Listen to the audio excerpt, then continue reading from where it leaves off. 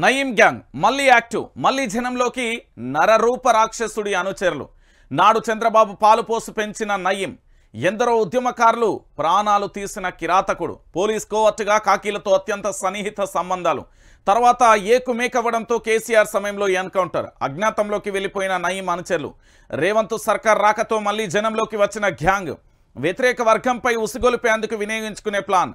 90వ దశకం రోజులు మళ్ళీ రానున్నాయా?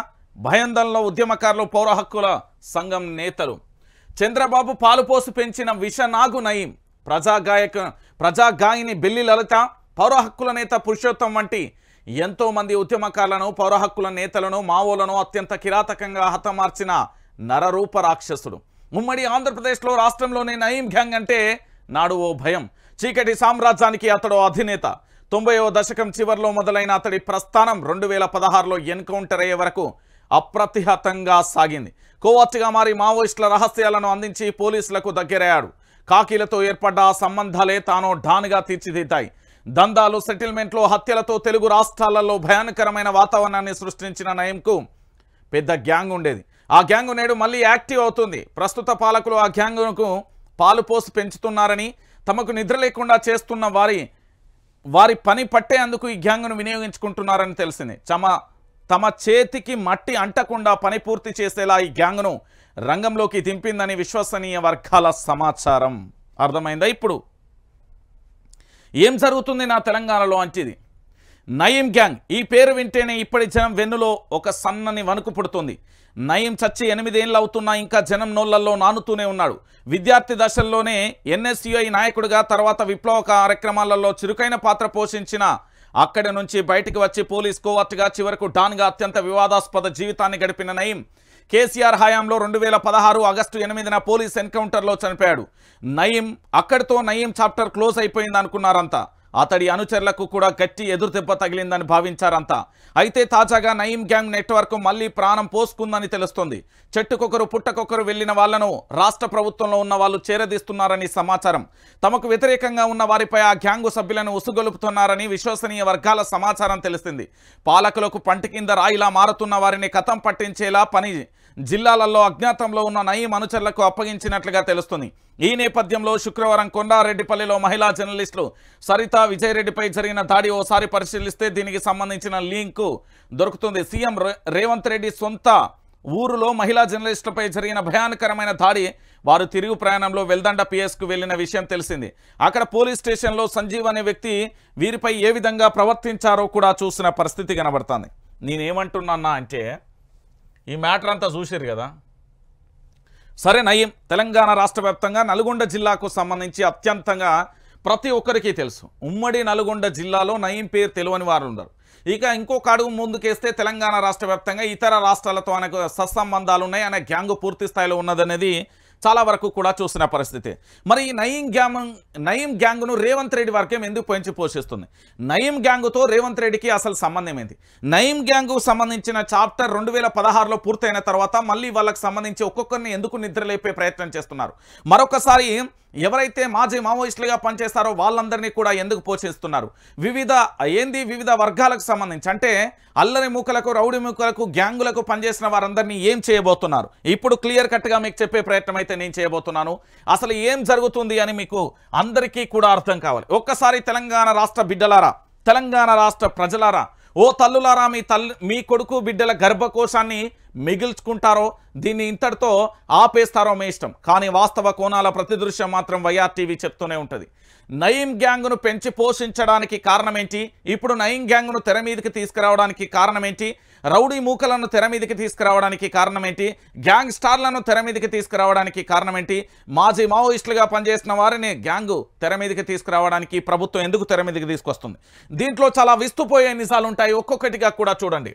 మీ అందరికీ తెలుసు, 2014లో కేసీఆర్ అధికారాన్ని చేపట్టాడు.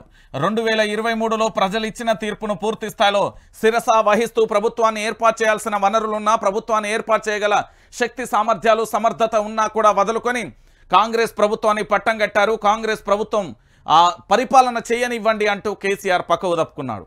ఇంతలో ఏం జరిగింది?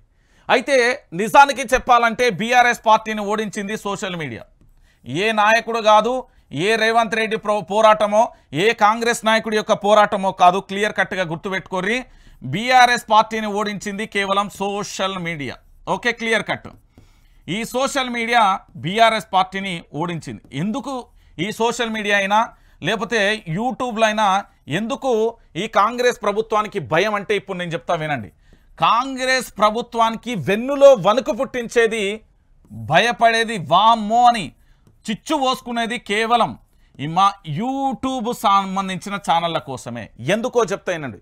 బీఆర్ఎస్ పార్టీ అంటే బలమైన నేత. తెలుగు రాష్ట్రాలకు కాదు యావత్తు భారతదేశానికి కూడా కేసీఆర్ అనే పేరు వినంది ఎవరు ఉండరు, కేసీఆర్ అనే పేరు తెలియంది ఎవరు ఉండరు. మరి ఇలాంటి కేసీఆర్ను దాదాపుగా సుదీర్ఘకాలంలో 14 సంవత్సరాలు నిరంతరాయంగా ఉద్యమ పోరాటం చేసిన కల్వకుంట్ల చంద్రశేఖరరావును ఓడించింది social media, YouTube channel. So ఆ భయం బీఆర్ఎస్ పార్టీ నుంచి కాంగ్రెస్ పార్టీకి పట్టుకున్నది. కాంగ్రెస్ పార్టీకి ఎందుకు పట్టుకున్నది అంటే ఈరోజు ఏది యూట్యూబ్ ఛానళ్లను ముట్టుకున్నా లేదా సోషల్ మీడియాను ముట్టుకున్నా తెలంగాణ ప్రజలు అగ్గి మీద గుగ్గిలమవుతున్నారు. ఎందుకంటే వాళ్ళు చెప్పేది నిజం, వాళ్ళు ఖచ్చితంగా నిజాలనే చెప్తారు, సమస్యలను వెలికి తీసుకొస్తారు, ప్రభుత్వాలకు సంబంధించి ఏం జరుగుతుందో అన్ని విషయాలను కూడా తెర మీదకి తీసుకొస్తారు యూట్యూబ్ ఛానల్. ఇప్పుడున్న యూట్యూబ్ జర్నలిజం అందరికీ కూడా కాంగ్రెస్ ప్రభుత్వానికి డైపర్ దర్శే అంత భయం ఏంది అంటే మా యూట్యూబ్ ఛానళ్ళను చూస్తే ఇక ఇంకొక ముచ్చట ఉండదండి. తెలంగాణ ప్రాంత బిడ్డలారా ఇంకొక ముచ్చటే ఉండదు. మీరు ఎక్కడికన్నా పోరి ఏదన్నా ఆలోచించురు కానీ తెలంగాణ రాష్ట్ర వ్యాప్తంగా కూడా ఎక్కడికన్నా ఏ స్టేట్కైనా పోదాం, ఎక్కడికైనా పోదాం, ఏమవుతుంది అంటే తెలంగాణ ప్రాంత బిడ్డలారా యూట్యూబ్కు సంబంధించి పూర్తి స్థాయిలో ఈ యూట్యూబ్ ఛానళ్ళను చూస్తే కాంగ్రెస్ పార్టీకి తడిసి మోపెడవుతుంది. ఎందుకు అవుతుంది అంటే దీంట్లో ఒక నిజం లేకపోలేదు. ప్రభుత్వాన్ని కూల్చే సత్తా, ప్రభుత్వాన్ని నిలబెట్టే సత్తా యూట్యూబ్ ఛానళ్ళకే ఉంది. సో ఇప్పుడు రేవంత్ రెడ్డి సర్కార్ ఎందుకు వీళ్ళను పెంచి పోషిస్తుంది అనేది ఆరా తీసే ప్రయత్నం చేసిన. సరే ఒకటి చెప్తా వినండి.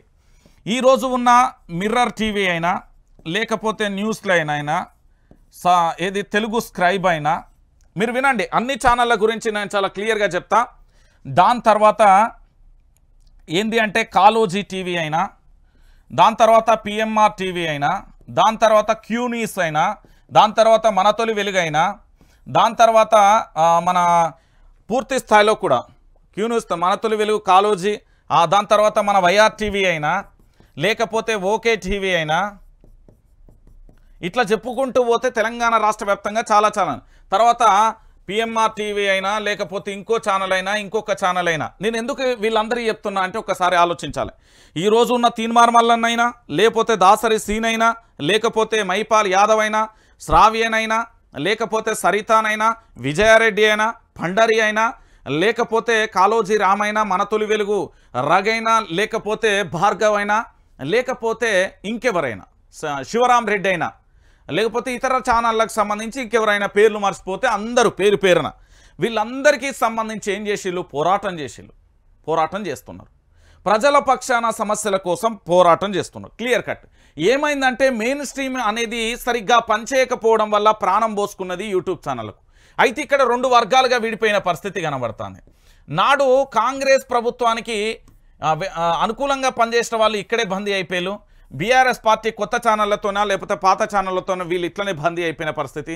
కేవలం మన వైఆర్ టీవీ మాత్రమే. ఇక్కడ గుర్తుపెట్టుకోవాలి, మన వైఆర్ టీవీ అప్పుడు వీళ్లకు పోరాటం చేసింది, ఇప్పుడు పోరాటం చేస్తాం. దీంట్లో లాజిక్ ఏంటంటే ఆర్థిక లావాదేవీలు ₹1 గల్లపెట్ట కూడా ముట్టుకోలే. ఎవడన్నంటే బద్దలు బాసింగాలు చేయర్రి. ప్రజల పక్షాన నిలబడేందుకు అప్పుడు విపక్షం, ఇప్పుడు విపక్షం మనం పోషించినాం. ఏంది? మనం ఎప్పుడు ప్రజల పక్షం. నాడు నేడు రేపు విపక్షం, ప్రజల పక్షం, రేపటి బంగారు తెలంగాణే మన లక్ష్యం. సో ఇక్కడ జరిగే విషయం. అయితే ఇక్కడ ఏమైంది అంటే ఇప్పుడు నేను చెప్పిన పేపర్లన్నీ ఉన్నాయి కదా, అంటే ఛానళ్ళన్నీ ఉన్నాయి కదా, ఇక్కడ ప్రభుత్వానికి భయమవుతున్నది. కాంగ్రెస్ ప్రభుత్వానికి ఎట్లా భయమవుతున్నదో తెలుసా? ఇప్పుడు కొండారెడ్డిపల్లె ఇష్యూకే పోదాం. అక్కడ సమస్య ఏంది? రుణమాఫీ జరిగిందా లేదా? ఆగస్టు 15 లోపు పూర్తి స్థాయిలో రుణమాఫీ చేస్తా అని చెప్పింది యనుమల రేవంత్ రెడ్డి గారు. తెలంగాణలోని పలు దేవాలయాల మీద ఒట్టేసిన వ్యక్తి. దాని తర్వాత ఏం చేస్తారు? కొడంగల్ నియోజకవర్గంలో రుణమాఫీ అయిందా? కాలేదా? అక్కడికి వెళ్ళి చేస్తే ఏమవుతుంది? ప్రజల నుంచి వ్యతిరేకత వస్తుంది. ఇక మంత్రులు పొంగులేటి ఇలాకాలోకి వెళ్ళి చేస్తే వ్యతిరేకత వస్తుంది. బట్టి విక్రమార్క ఇలాకాలోకి వెళ్తే వ్యతిరేకత వస్తుంది. తుమ్మల నాగేశ్వరరావు ఇలాకాలోకి వెళ్తే వ్యతిరేకత వస్తుంది, మంత్రి సీతక్క దగ్గరికి వెళ్తే వ్యతిరేకత వస్తుంది, కొండా సురేఖ ఇలాకాలోకి వెళ్తే వ్యతిరేకిస్తుంది. ఎందుకు అంటే రుణమాఫీ అనేది జరగలే. ఇది ఎవడు అవునన్నా కాదన్నా నిజం. కావాల్సిన 49,500 కోట్లు, ముఖ్యమంత్రి గారు చెప్పింది 40,000 కోట్లు, క్యాబినెట్ కన్ఫర్మ్ చేసింది 31,000 కోట్లు, అసెంబ్లీలో ఓకే అన్నది 26,000 కోట్లు, లాస్ట్కు రిలీజ్ చేసింది 17,933 కోట్లు. అంటే ఇది ఎస్ఎల్ఆర్బికి సంబంధించి చెప్పిన పరిస్థితి కనబడుతుంది. ఇన్ని 40,500 కోట్లు కావాలని. సో రుణమాఫీ అనేది 70 లక్షల మంది రైతులు. అంటే ఈ రైతులను ఇట్లా మనం పక్కన పెట్టినా కూడా ఇంకొక విషయం ఏంది అంటే గత ప్రభుత్వం 35 లక్షల పైచలకు రైతులకు రుణమాఫీ చేసిన పరిస్థితి, ఇది 2 లక్షల వరకు రుణమాఫీ ఉన్న పరిస్థితి.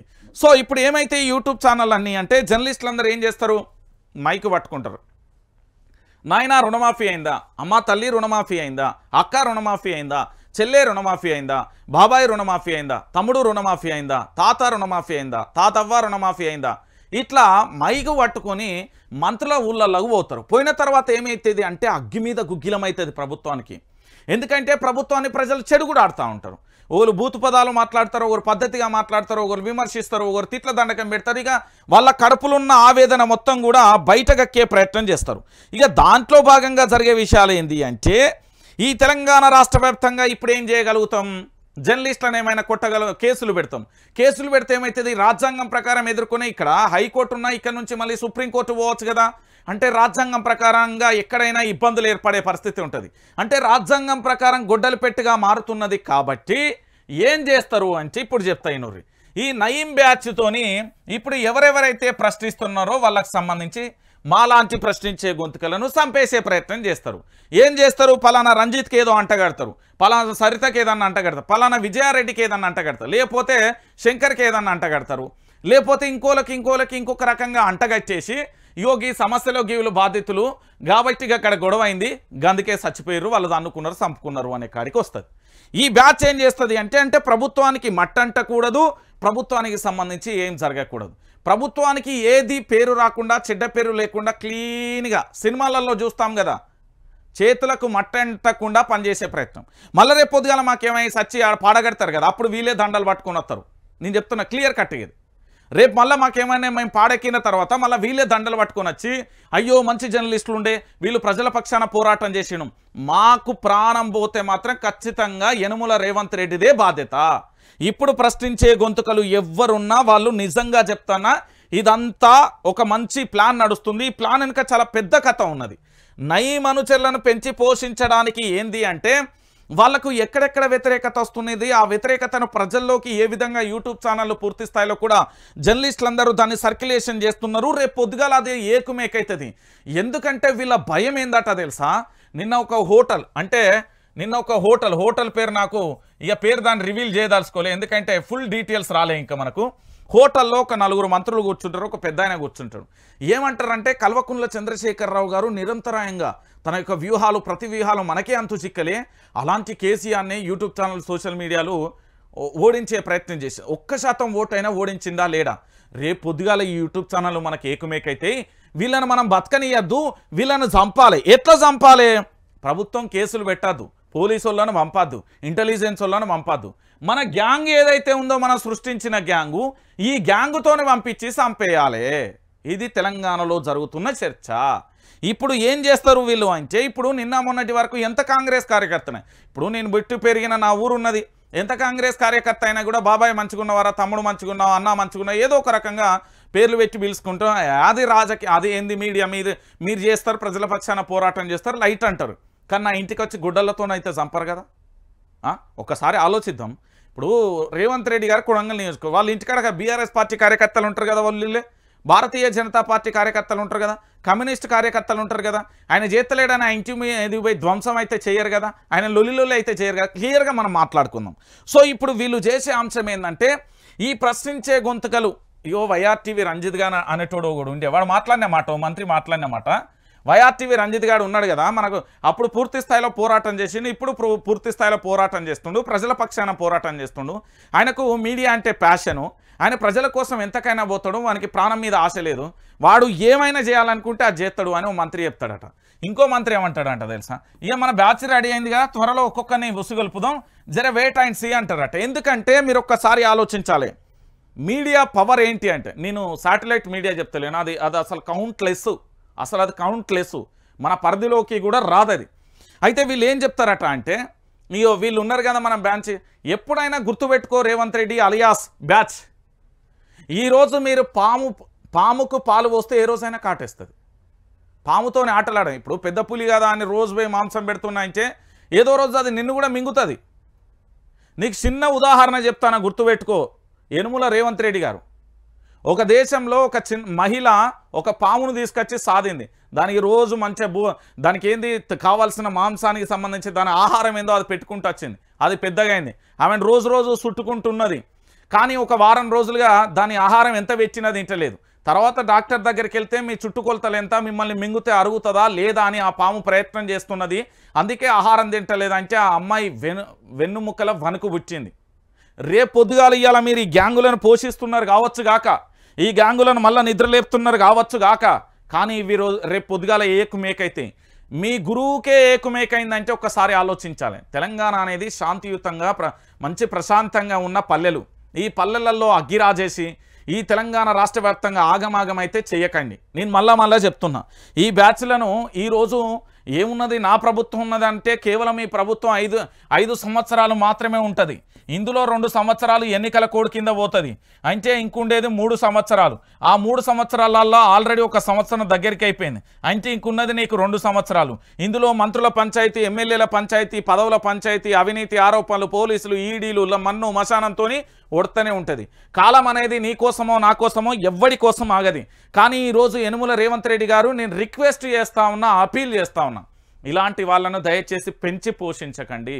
రేపు మన ఇంటి మీదకే వచ్చిన తర్వాత